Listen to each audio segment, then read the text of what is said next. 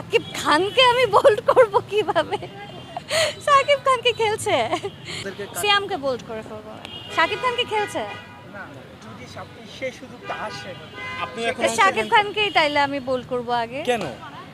কারণ he is the star, মানে ওনাকে বোল্ড করার ভিতরে, বোল্ড আউট করার ভিতরে যে একটা ফিল থাকবে যে ও মাই গড, আবার আমার একটা বল এসে বোল্ড আউট হয়ে গেল, that is the kick, like ওই ফিলটা অনেক জোস হবে।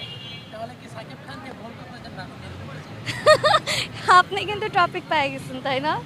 বুঝতে পারছি আপনাদের হেডলাইন কি যাবে না। সাকিব খান, সিয়াম, শরীফুল রাজ সবাইকে বোল্ড করতে চাই আমি। টপিক চেঞ্জ হয়ে গেছে। Thank you. কার বলে 6-4? আমাদের তো মেয়েদের সাথে মেয়েদের ম্যাচ হবে, সো যেই সামনে যাবে থাকবে, যেই মারবে তাকে একটা 6-4 মেরে দিব। তারপর ইচ্ছা আছে কিনা যে স্পেসিফিক কারো বলে 6 মারতে চান? না, ইচ্ছা আমি এখনো সব পার্টিসিপেন্টস জানি না ভাইয়া, মানে এখনো আই স্টিল ডোন্ট নো যে কারা কারা আছে এখানে। আমি মাত্র আসলাম, আরও আমাকে একটুখানি জানতে হবে, দেখতে হবে। সো কয়েকজনের কথাই জানি, এখন কয়েকজনের ওপর বেস করে বলবো না, বাট আমার কথা হলো যদি পার্টিসিপেট করি, যে সামনে আসবে 4 ছক্কা হই হই, তারপর কি বলে বল করে গেল কই, রাইট। প্র্যাকটিস দেখতে এসেছেন, আসলে কি প্র্যাকটিসটা কি দেখতে এসেছেন নাকি সাহস জোগাতে এসেছেন? সাহস জোগাতে এসেছি, দেখতে এসেছি। আমার বোন আছে, she is very sporty, so ও পার্টিসিপেট করার প্ল্যান আছে। অ্যাটলিস্ট ও যেই টিমে থাকবে সেটা জিতবে ফর শিওর। সো আমি যদি পার্টিসিপেট নাও করি, ও করলে পরে ওই টিমটা আই বিলিভ যে জিতে যাবে। তো এখন ওর প্র্যাকটিসটাও দেখতে এসেছি।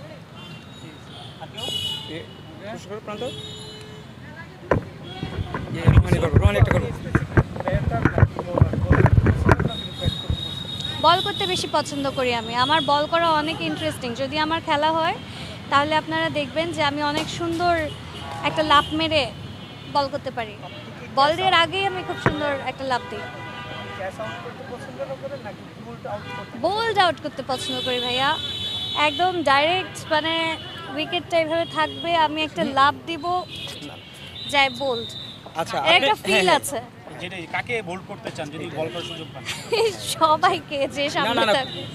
আমরা কিছু জিনিস নিয়ে খুবই এঙ্গেজড। আমি এখনও ওইভাবে করে টাইম শিডিউলটা ম্যাচ করতে পারছি না। যদি ম্যাচ হয়ে যায় ডেফিনেটলি আমি অংশগ্রহণ করব, আর না হলে প্রবাবলি করা হবে না। But I am still very eager to see যে কেমন করছে সবাই। সো আমি প্র্যাকটিসে এসে গিয়েছি দেখার জন্য, বিকজ ক্রিকেট ইজ আমাদের বাঙালিদের অনেক ফেভারিট একটা খেলা, অ্যান্ড সবার মনের ভিতরে আছে এটা। So whenever there is cricket, especially when it's celebrity cricket league, আমরা সবসময় এটার সাপোর্টে থাকি আর এগিয়ে থাকি। So I am here. পূর্বে কখনো কি ক্রিকেট খেলার অভিজ্ঞতা আপনার আছে? ছোটোবেলায় তো সবারই খেলা হয়েছে, ক্রিকেট খেলার অভিজ্ঞতা আমার ওইরকম আছে বলতে আছে, ফানি কিছু অভিজ্ঞতা আছে। I am not a very good cricket player, আমার বলের সাথে ব্যাটও অনেক সময় উড়ে যায়। সো এইরকমই অভিজ্ঞতা আছে। কম বেশি ছোটোবেলায় আমরা নানান খেলাধুলার সাথে সম্পৃক্ত ছিলাম বা পছন্দ করতাম। ছোটোবেলায় এমনি কী খেলাধুলা করেছিলাম? আমার ছোটোবেলা যেহেতু বাইরে কেটেছে, I was in Darjeeling, so I was very good with table tennis. আমি ওয়েস্ট বেঙ্গলে গার্লস চ্যাম্পিয়ন ছিলাম এক সময়।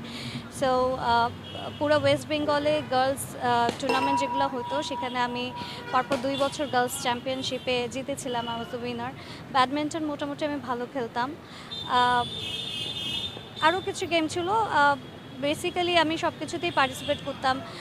স্পোর্টসের সাইড বাই সাইড আমি ডিবেট কম্পিটিশনগুলোতে ছিলাম। সো সব কিছুতেই মোটামুটি আমার একটা ব্যালেন্স ছিল, এইসব দিকে একটু বেটার ছিলাম আর কি। মোটামুটি অনেক খেলাতে আপনি ভালো ছিলেন, জি। তাহলে কেন মানে নিজের খেলোয়াড় হিসেবে কেন নিজেকে আত্মপ্রকাশ করলেন না ওইভাবে? আমি লাইক আই সেড যে আমি বাইরে ছিলাম, আমার স্কুল লাইফটা বাইরে কেটেছে। তারপর আমি বাংলাদেশে এসে আমার ইউনিভার্সিটি, আমার ও লেভেলসের পরে ইউনিভার্সিটিতে আমি ঢুকে গিয়েছি। সো আমার লাইফের সাথে ওটা যায়নি, আমি অনেক কিছুতে এঙ্গেজড হয়ে গিয়েছি। তো স্পোর্টসম্যান হব কখনো এটা ভিতর থেকে ওরকম ফিল আসেনি, but I do love playing games. মানে আসলে এটা একটা ভালো কিক দেয় যখন ইউ আর প্লেয়িং সামথিং। তো এই এনভায়রনমেন্টটা আমি বাংলাদেশে এসে ওইভাবে করে পাইনি, যার কারণে আমি এই সাইডে আসলে ঢুকতে পাইনি কখনো। টুর্নামেন্টে অংশগ্রহণ করলে সুযোগ পেলে কার বলে